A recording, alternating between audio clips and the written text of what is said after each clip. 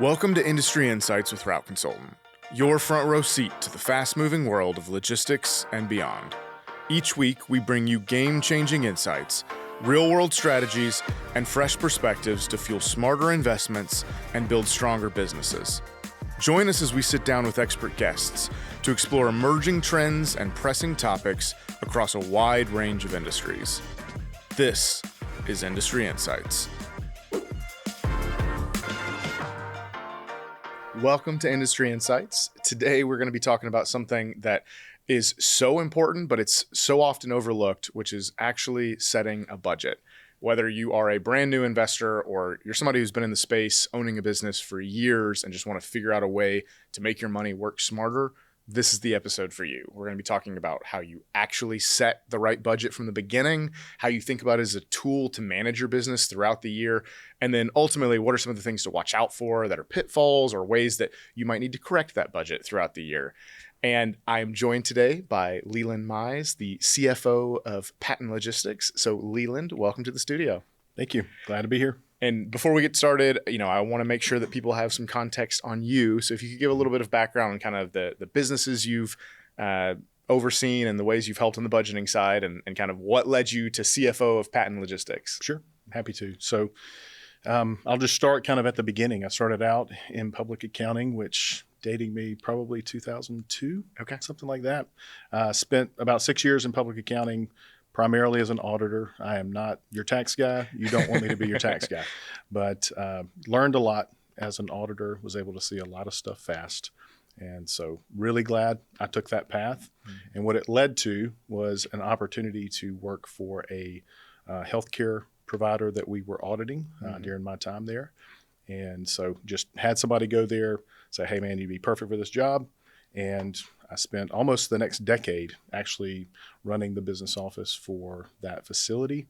I got to work with some great people, get some really good experience, managed a lot of different things. I mean, as a healthcare provider, we were, doing anything from doctor services to nurse prac to children to inpatient, outpatient. I mean, you name it. And so got to manage a lot of different buckets in that scenario. And so, fast forward almost a decade, Spencer was looking for a CFO. And so there was a connection made there that I was encouraged to apply. I was in Mississippi at the time, had spent my entire life in Mississippi, and so glad to be in Nashville now. So glad it worked out. And I think, something like 5 interviews later, Spencer is thorough in everything that he does, including picking who he's got working for him. So spent, the next 8.5 years, 8.5 years now with Spencer and managing all of the various interests that he has. So again, a lot of different buckets. Yeah, perfect. And so, the topic today is budgeting. I think a lot of the times when people think about their finances, it's a retroactive look where they're looking at the end of the year to see how they did or looking at the last quarter to see how they did. But so much of budgeting is being proactive on the front end. So when you think about building a budget, why is it so important to actually have that as a part of any business? Yeah, so I think it just comes down fundamentally to if you don't know what to expect, then you're just going to be constantly battling whatever happens to you. And so I look at it from everybody is in business to make money, whether it's to support a family, whether it's to make millions, there's, all different pieces in between there. But you've got to start with what do you expect to get out of the business? And then from there, you start breaking down the different pieces that it takes to achieve that. And so if you don't take time to take that step, you're probably just going to be chasing problems unless you're in an industry that I haven't heard of. Yeah. So if it's so important, why do you think so many owners are resistant to actually building that budget? It's hard.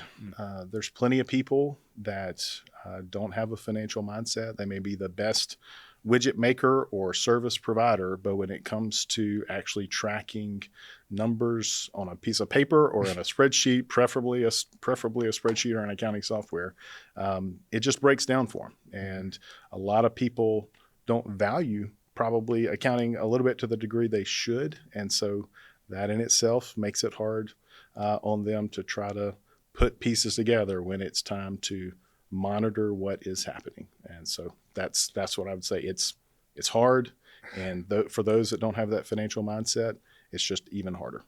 Have you seen any situations where someone didn't build a budget or didn't do a good job of building a budget? Like, how does that impact the business? Usually it leads to distress unless you're in an area where you're just making enough margin that it doesn't really matter. And there are certainly those instances. But if you're in a business where 8 to 12% margins are kind of the norm, and you let one thing get off and you don't have a way to catch it before it becomes a slump. So think about it from a speed bump mentality of like, I have a way to catch this problem before it becomes a real problem. If you don't have that trigger in place, then it's going to be a challenge. It's going to be a challenge. Okay. So I think let's start to think about, how do you even build one of these? So you've done a lot, and probably many of the jobs you've kind of had a team, or you've probably had more resources than what some people may be thinking of. So at a ground level, if you're trying to build a budget, maybe for the first time, what are some of the things that you think about to start to build that? Yeah. So if I'm a business owner that doesn't have a business office, or maybe I've got an outsourced bookkeeper that really wouldn't be in a position to fill that role for me even. I wouldn't expect an external bookkeeper to build a budget for my business unless I was going to pay them to do it, and maybe they'd be able to add some value there. But if I'm just at my kitchen table trying to say, all right, what should I put on paper that I expect here? Without question, you got to start with, where's your revenue coming from? So if you expect to sell, X number of widgets in a given year, then you better know how much you're going to make off of that. If you're expecting to sell so many of your hours in the form of time to provide service, same thing. You know what those hours should generate in revenue. You get it on the paper and you start there. And then comes the step of figuring out what pieces where do I have to spend money to make sure that revenue's generated. But that's the starting point, and anybody can do that, because if you know your business, then you should be able to know how you make money. You may not know all of the ways that the money is spent, as well as maybe you're a bookkeeper in that instance, but you at least know how you're making money. And so that is, without question, the place to start. So you start with the revenue and start with the expenses that you can quantify. Mm-hmm. If it's your first time, if you're trying to either forecast or guess what some of this is going to be, are there any kind of heuristics you use there if it's a new industry? Yeah. So, let's just take the plight of a FedEx contractor in this instance. Mm-hmm. Just think about logistics space in general. Really, this would apply. In that instance, there'd be 3 legs to that stool. And that's the way I think. If you're in another industry, maybe there's 4 legs to your stool. And those legs are going to be, what are the most impactful expenses on my budget? In a logistics setting, it's generally going to be, how much are your trucks? How much is your fuel? And how much is your labor? Those are going to be the big 3. If you're in a manufacturing production type environment, you're going to have other components to deal with as far as the cost of getting those resources in play. But for this setting, I think it'd probably be easier just to think about it from, in this case, a logistics provider is knowing that they're going to be driving a certain number of miles. They're going to be getting compensated for those miles, maybe stops, whatever. And then what core pieces have I got to have in place? And in a labor setting, if I'm that small business owner sitting at that kitchen table, I know how many people I'm going to have working for me every day. And I know how much they're going to cost me. And so I'm going to put that out. And to be quite, just to really break it down and try to keep it simple here, I would probably start on the week. Like, how many people have I got to have this week to deliver packages, to deliver freight, whatever that looks like for you? And then schedule it out, total it up at the bottom, and you know how much your labor costs for the week. Don't try to make it bigger than it is too early. If you can get it down to its granular level, it's kind of like taking that first step. That's the way I would do it. So then in the example that we're working with there, fuel, you'll have an idea of how much fuel you need to spend to keep your trucks on the road. And then you have some idea usually of how much your truck maintenance is going to cost. So in that example, those 3 legs, you can have an idea of what it costs per week. Maybe day one, you don't have a great idea, but you should, because if you've bought the business, you've got a framework. If you've somehow gone into something where you're just starting it from the ground up, maybe you don't have you're having to make some estimates there. That's okay. That's what a budget is. And something that, people ask all the time is, what if my budget is off? It's like, adjust it, 3 months in, 6 months in. If you see that that's off, it's not written in stone. It is a tool. It's a management tool. And so don't be afraid to adjust it as information gets better, circumstances change, market conditions change. There could be any number of reasons to do that. So I'll pause there, but that's how I started. So I think all of that's really important. And I think one of the things you're hitting on already when you're talking about how it's a tool is that you are much better off making a framework with some estimates than just saying, well, I'm new, I don't know, so I'll just kind of figure it out as I go along. At least you've got a framework where you can say, okay, well, I was off, but I can make adjustments, as opposed to just saying, a lot of what you were talking about earlier. If you're just reactive, it's really hard to keep up with the business. You got it. And that reaction can look like, a surprise that somebody is stealing from you. I mean, it could be any number of things, but if you don't have the expectations set, you're just not going to be able to even catch some of the most basic challenges that you could face as a business owner. Yeah. And you've already started to touch on it about how this isn't just something you set and forget. This is something that's living. Mm-hmm. So did you find that it was something that, maybe you or someone set the budget and did it on their own in isolation, or was this more of a conversation that was set and then reviewed by that team? Yeah, I think there's a couple of different answers to that. If you're the owner, but you're not directly involved with the operation, like from in the weeds, dealing with the people, dealing with whatever service or product you're dealing with, it's got to be a collaborative effort. If you leave out the people that are really making the decisions on a day-to-day basis, their expectations could be wildly different from you as the business owner. And it's just because you didn't take time to consult with them. Yeah. So on that level, if you do have a team with you, then it's got to be some point of collaboration. If it really is just you in the weeds managing the people, then that's really, it gets down to a burden that you as a business owner may not feel totally comfortable with.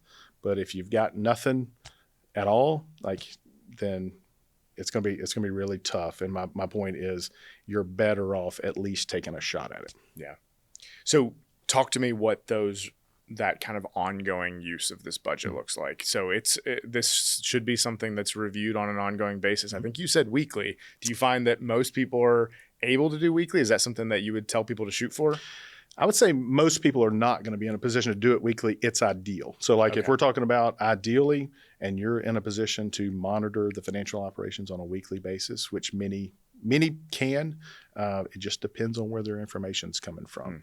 But I would say most commonly is going to be on a monthly basis, because that's the type of a monthly financial statement is something you would actually be preparing to send to a bank instead of a weekly financial. It just kind of lends itself to the time is going to be spent usually doing at least a monthly financial. And so at least monitor it at that level. Okay. And what are you typically looking for when you're saying I'm reviewing the budget? What are kind of the flags, green or red, that you're looking for in that review? Yeah. So number one, am I hitting the revenue? And so, I start at the top of the profit and loss, and just to, you can kind of eliminate the balance sheet and the statement of cash flows from this conversation. When we're talking about budgeting, you're talking about setting an expectation to compare against your profit and loss. And so you just start at the top. Number one, am I hitting the revenue targets that I have set? And if not, why? And you've got to be brave enough to ask the question of why, because if you don't have that team, that why, all of a sudden you're looking at yourself going, I got to figure this out. Pull out a mirror. Instead of, giving it to somebody else that can go figure that out. And maybe if you're in a collaborative environment where you've got that manager in the field, you say, hey man, we're missing on this, we're short 5% on revenue this week. I really wasn't expecting that. Help me understand, did we have a truck down? Did we not sell this order to that customer like we had planned for? Something like that. But you've got to have the bravery to ask why. So, that earlier question that you asked of why do people not do it? you're holding yourself accountable, and you're also holding the people around you accountable. And that expectation, if you can clearly communicate it to those that are working for you, it's super important and can be one of the best tools you'll ever have. But if you're not brave enough to do that, or you feel, maybe not adequate or, not up to the task, you're just going to have a different set of challenges. What I mean? Everybody's going to have their challenges. You're picking which sets you're going to be working in on a daily basis. So, but yeah, going back to your question, starting at the top, if there's a revenue miss, then you start working your way down. And the first thing that I'm going to be looking at is, what are my key performance indicators? Like in the previous example, the 3 were the trucks, the people, and the fuel. It could be any number of things for another organization, but that's what I would consider a KPI.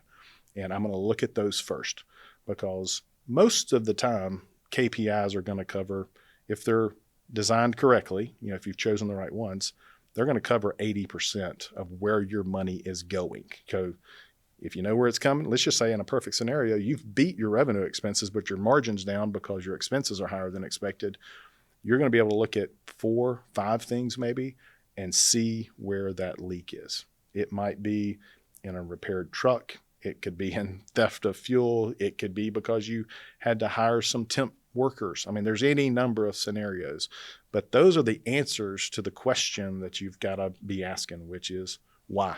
Mm-hmm. Why am I right or why am I wrong? Yeah. And so it's funny that I think about it almost as like, there's a lot of people that decide not to go to the doctor because for them, it's knowing what the sickness, knowing what they have is that makes it real. And then you have to deal with that problem in a different way than if you were just to say, well, we'll see what happens. But at the same time, once you know what it is, you know the path to fix it. Yeah. But man, is that hard. You talk about bravery and courage. I think one of the scariest things is you've set the right budget and it's off now. And you have to have a real, come to Jesus moment of like, hey, this is the problem. Yeah. I know that it's the problem. Yeah. So you ask why, that's definitely part of it. Are there other things that you recommend as kind of not just reviewing it on an ongoing basis, but what do you do when you're in that situation and you're off by 10%? What are the steps you've seen people take at the companies you're a part of when those things happen? Yeah, well, so a few things there. Number one, it's a fantastic analogy. I don't know that I've heard that one directly related to this topic, so yeah. I may use that in the future. So You're welcome to it. The I guess parallel there is plenty of people are scared of whatever that unknown is, and so a lot of people wind up finding themselves managing their business by looking at their bank account. And so if they've got more money in their bank account than they had last week, fantastic. We must be doing something right. We're okay. I don't have to hate myself because I did something wrong. I don't have to get on to my employees. We're okay. And the real reason could be you forgot to pay 3 bills last week and they're going to catch up with you in 30 days or whatever that is. And it's kind of like being sick and not knowing it kind of situation there. So that's a good analogy that I will use again. But when it comes to like, what do you do? I mean, I think that's where you're headed there is like, what do you do when you find those things? You have to name KPIs that are manageable. Like, do I have control over these things? If you've chosen the right KPIs, then you do have control. You go fix whatever that thing is. And in the logistics space, again, we'll go back to that where we're talking about trucks. You might have a truck that is bleeding you dry. And so you've got to either go find a way to rent, get it repaired, or, and where it's not continuing to bleed, or you got to find a way to finance that next truck or get another truck. So when you say, what do you do? That's just an example of the type of decision that you would have to make. But it also could be holding people accountable. I think that's another part of this story where it is a reflection that I've got to do some improvement, or I've got to go through the conflict of holding somebody accountable. And that's an uncomfortable position for a lot of people. Mm-hmm. I definitely would say, and this is not the case here, but in some businesses that some business owners want that conflict. They love chewing on some people. And so Mm-hmm. that's not even a problem for them. It's almost like an opportunity, but still there's any number of reasons of like why I wouldn't do that. And that could be another thought there. So. Yeah. I think that comes down to also, like you mentioned earlier, like you want to have the right people in the room from the beginning when you're building that budget so that if things go off the rail, you know who to bring into the room and you can solve it together, but you got to see the problem before you can do anything about it. And I think it's what we've talked about the whole time, but I think that's what's so hard about budgeting is you have to do it. You have to hold yourself and your team accountable. And then with that glaring spotlight on you, you know what the problem is and you got to fix it. And there's no just kind of figuring it out and hoping. You've identified the problem and shown it to everyone. And so at that point, you got to fix it. Hey guys, we just wanted to pause for a moment to invite you to our free events that are happening throughout the year. Whether you're just getting started in the logistics industry or you're looking to optimize your current operation, Route Consultant has events that are designed specifically for you. So head on over to routeconsultant.com/events or check out our show notes to register for free today. Also, while you're here, don't forget to like and subscribe to the Industry Insights with Route Consultant podcast so that you don't miss out on the stories, the advice, and the updates that are happening throughout the industry. We appreciate you being here and hope to meet you in person soon. Now let's get back to the episode. One thing I would add to that is, I think we're kind of taking this lens of like, why is it hard? That's kind of where this whole part of the conversation started. But if you can get excited about it, like if you're a business owner and you're in a position to be able to see this opportunity, maybe you're the only one that is seeing an opportunity in your area or industry or whatever that might be, and you're finding a way to capitalize on that. You can almost treat it as, man, that budget becomes kind of fun because the projections that can come out of that. And if you really have your KPIs dialed in, you know where your revenue is coming from, and you can start seeing yourself get momentum. I mean, it's not going to be a scary thing. The risk almost becomes you don't look at it because things are going so well. And then all of a sudden you lose sight of what you're doing right. One thing goes wrong, you don't have that same discipline to be watching over it, and you can kind of find yourself in a different set of problems in that way. But I don't want to live in this world where everybody's scared of budgeting or everybody hates it or anything like that. I mean, it really can be a good and fun thing as well. So. Yeah, it is something where it's scary to do it, for the first time, or if you're not used to it, if you're worried about it, but it's liberating, I think is the idea there of like, what to fix, how you're doing. And if you have opportunity, you've planned for it and you've got and that's when it can be fun. So, and I think one of the things we haven't talked about at all is when you're looking at a business and you are doing well, how do you make those adjustments? What's that conversation look like of, hey, we're doing great. We got a lot of extra money, but we need to figure out what to do with it. How do you kind of think about growth on the front end? And then what's that kind of review conversation for how do we decide how to spend the extra money, especially if you're not just on your own, if you're trying to have that conversation as a team? Yeah, so that really makes me think of two core things and maybe a third. Number one, if I find myself in that position and I have any debt, I'm going to be looking at what's my cost of capital. Like if there's debt involved, that debt is costing you something to have.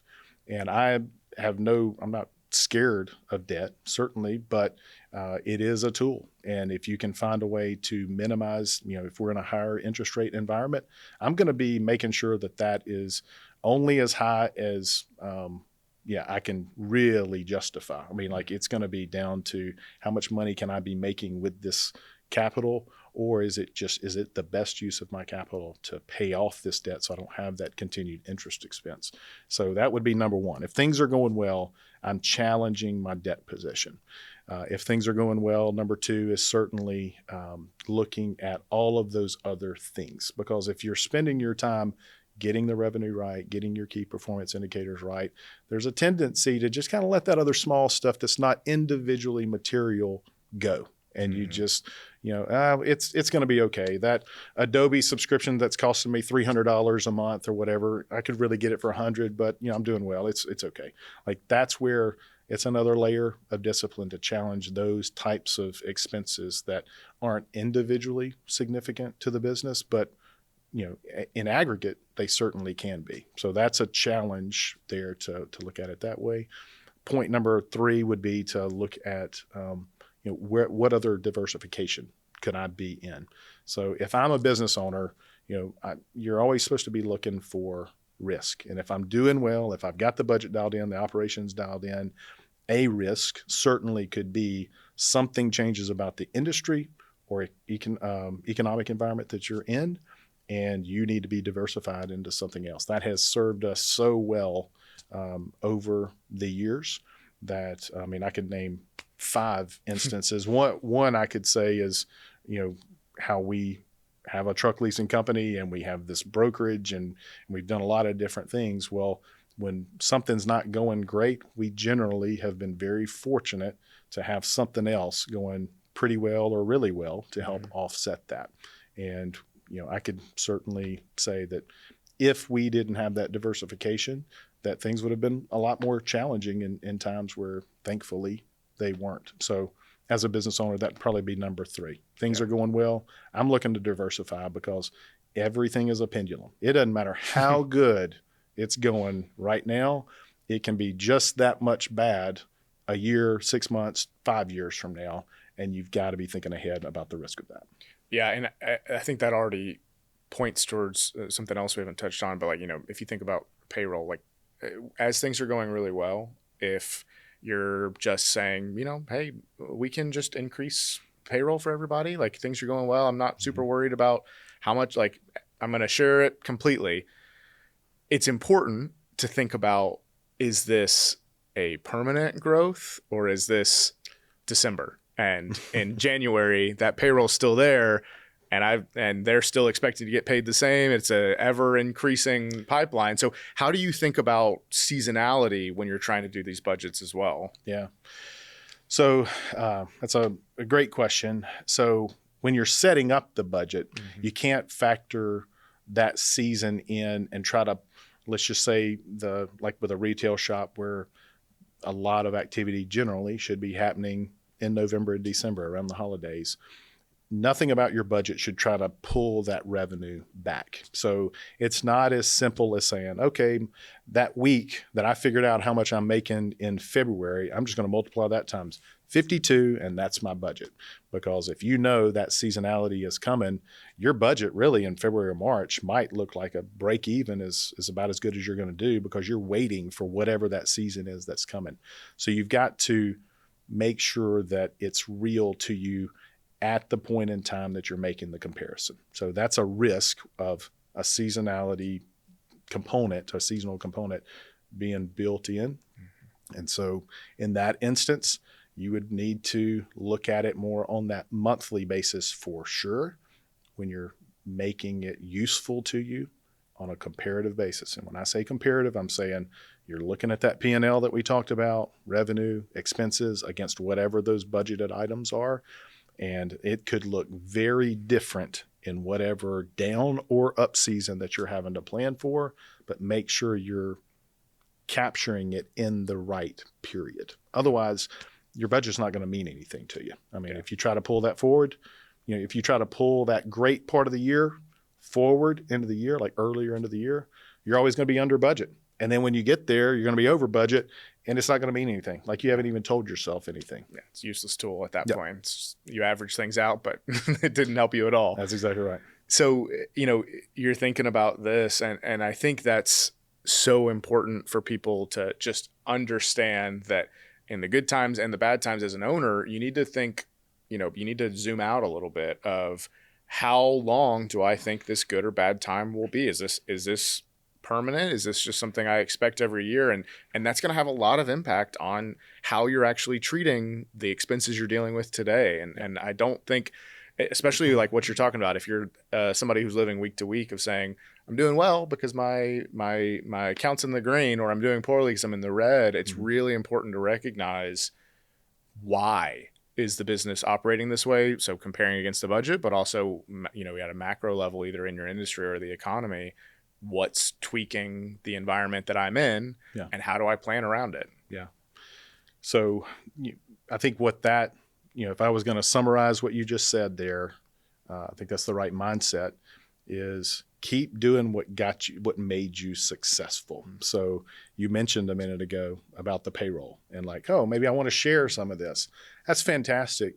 But you'd probably want to do something like that on a bonus type framework, so that you're isolating the win for your employees with the win for the business, and not creating this outsized burden when things may not be quite that good, but you're kind of all of a sudden carrying some rubble and some baggage with you from some better times that you probably wouldn't want when things are not going as well. So you had kind of pointed at that a minute ago, and I just want to make sure that that's a very real component, and labor is most often the place where people make the most material mistakes. It's not the only mistake, but it's easy to make a big mistake with labor. Yeah, because if you raise the rates, it's not going to come back down. If you try to say, okay, well, now that it's February, we're going to lower your rates, it's like, oh, I'm quitting. Yeah. So, yeah. So I think that's an amazing point of isolate the win for the employee with the win for the business. Right. So if you're thinking about other mistakes, other pitfalls like that, where do you sometimes see some owners make a mistake in terms of how they're underestimating or overestimating their expenses, and what that can lead to outside of payroll? Any other examples you have there? Let's see here. Other pitfalls. I've used the truck example before. So let me try to think of something maybe from my healthcare background. So, pitfalls as far as just expanding too quickly. Like I mentioned a minute ago, like stick with what got you to where you are. If you start swinging for the fences on those diversification opportunities, I certainly have seen in a past part of my career where you try to expand too quickly into a different area and it doesn't go the way you anticipate. But if you bet too big on it, you commit too many resources to it, then you've got a whole new set of problems that can take away from whatever you were getting right to even give you that opportunity. So that's a pitfall that I would say that business owners probably fall into pretty commonly when things are going well. Yeah. It's such an important thing to understand that there are mistakes you can make if your things are going great or if they're going poorly. Like the same opportunity for mistakes remain, and that's why it's so important to be using the budget as a continuous tool to review your business and make sure that you are making decisions with data. Like this is the way that you can build a framework and review that with your team, hold you and yourself accountable to KPIs and the rest of your team as well. Let me add to that just real quick. So, regardless of like who you are as you're watching this, if you're that business owner sitting at the dining room table, or if you're that business owner that is trying to figure out what your next thing is because you have the opportunity to diversify, I would encourage both of those people to seek some outside counsel, whether that's a mentor from another successful business owner, and it could be, just hearing what challenges they've had and what wins they've had. It could be from an outside person, making sure that you retain, and that's probably not the right term, but seek out a professional accountant or financial advisor of some kind that can look at your plan, maybe look at your budget and identify some weak spots. Like we've got blind spots. I mean, we've got a great staff, but I can guarantee you some CPA or somebody could step in and look at ours and say, hey, you need to be looking at X, Y, or Z. And we'd say, you know what? You're right. We get audited. We'd go through all these hoops that we've got to jump through, but there can always be blind spots. And I think the risk, especially with that owner sitting at the dining room table, is they don't think they can afford it. And really they can't not, they have to afford it. And that's my humble opinion. And I know that's hard, but I think there's plenty of things where you finally just have to make the leap. Like Spencer was scared to get a CFO in 2017, and here we are almost 9 years later, and we're all grateful that things went the way they have. You don't know, but what I do know is if you stay at that kitchen table and you think you're going to see all of the opportunities and the shortcomings by yourself, I would suggest that you're probably wrong, and it doesn't cost nearly as much to have somebody look at it that knows what they're doing financially, that has that financial background and give you some recommendations, especially early on. I think that's, assigning expense in this instance to the moment that you're in. If you're in the moment of trying to set a framework for your business, and what you're really doing is you're giving yourself rails to run on for the next 6, 12, 24 months, whatever that is. And, somebody to come in and help you set those rails up, it doesn't have to be a recurring expense. It can be a 1 month, 2 month consulting fee, whatever that is, so that it's temporary. But if you can take that handoff and roll on the rails that they help you set up, it can be life-changing. Mm-hmm. And it doesn't have to be the scary thing that you're thinking it probably is if you're in a startup mode, especially, or if you're just generally one of those people that hates numbers. And we run into plenty of those. But the point is, think about where you are and don't be afraid to ask for help, and that help is going to be too expensive, because I can pretty much guarantee you it'll be the best money you've ever spent, and it takes some of the anxiety and the burden off of you as the business owner. Yeah, I think that's huge. And, for some people, whether they're using outside help or not, do you recommend that they use any kind of technology or anything to organize that information? Is it a requirement or just a tool? Yeah. So when I've done different workshops and things, there's a few recommendations that I would make. Number one, get familiar with a spreadsheet. I mean, in 20 minutes, maybe 30 minutes, if you're not technologically savvy, you can know how to open a spreadsheet, name a spreadsheet, save a spreadsheet, and add, multiply, divide, and subtract. I mean, just some of the most basic things. You can know that in 20 minutes, and that can be your foundation right there. You can do so much in a spreadsheet, and it's not even like you're primitive. I mean, we use spreadsheets every day, and I consider us to be somewhat sophisticated at this point. So that's tool number one. I do use ChatGPT some, and our staff, we're encouraging the staff to do that. And, whether it's analyzing a financial statement or analyzing a projection or a prospectus, like where there's opportunities where we can participate in something, and we'll go ahead and have ChatGPT look at it. The challenge there, I would say, is it's still in a hallucinogenic stage where it'll hallucinate about what it thinks the numbers are saying versus what they really are saying. So you've got to have a good enough idea or a good enough expectation of what you're looking for, so that if it spits out something that varies widely from it, you probably need to redo your prompt or something like that. And on a spreadsheet, when you put a spreadsheet into it, it's a little bit of a challenge still. So It's getting there, but maybe we're still 2 years from accountants being totally replaced. I like to think so. At least 2 years. You've got at least 2 years At least left. 2 years left in my career. That's fantastic. So ChatGPT is second or third. Excel spreadsheet, number one, hands down. Google Sheets would kind of be the alternative to that. And then QuickBooks Online has gotten very good. There was an old version of QuickBooks Desktop I'm not a huge fan of. QuickBooks Online is very good. It's certainly more than adequate for small to medium sized businesses even. And even if you're getting audited, auditors, you can lock it down to where the right controls are in place, and an auditor can be comfortable that the right structure is in place. And there are plenty of tools that bolt right into QuickBooks that allow you to pay your bills on time and for the right amount without duplicating payment and all these different things. So much interacts with it that's the third piece of technology that I would say it's more than adequate for what most businesses are going to need. And so that's it. Perfect. So I think the last question I'll leave you with, let's say someone's watching this and it's March. They never made a budget before. Should they wait till next year, or what kind of advice would you give them to try to get started on this today? Yeah, great question.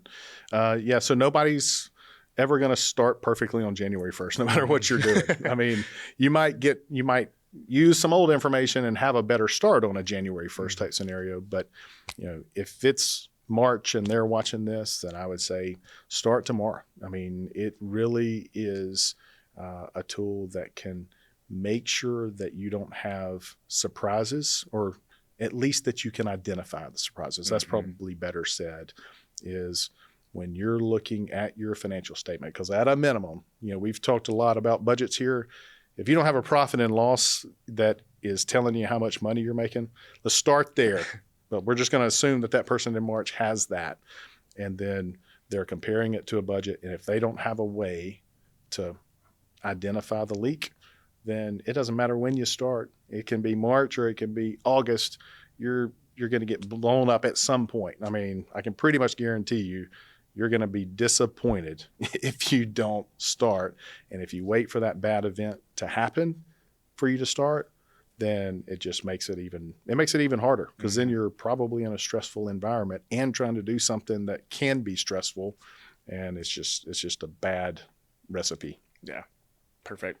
Yeah. So Leland, thank you for being here, talking through what we've talked about. It's difficult to start this conversation and to have this frank conversation with yourself if you've never done budgeting, but man, is it important not just to make sure that you're successful, but realistically to give you that peace of mind and the support and the foundation to actually go out and know what your business is doing, to be able to make the right decisions and then be excited as you're overachieving and make the right plans. And that confidence is immeasurable and can be one of the things I know so many business owners who the anxiety of not knowing what's going on, but at the same time, not wanting to take the steps to budget and figure out what's going on, that dichotomy causes so much pain for people. And so I appreciate the conversation here of helping people to understand how to build it and the value of it as they get into any industry, really. Yeah. Happy to help. And what I would say, just kind of piggybacking off of that, is don't be the person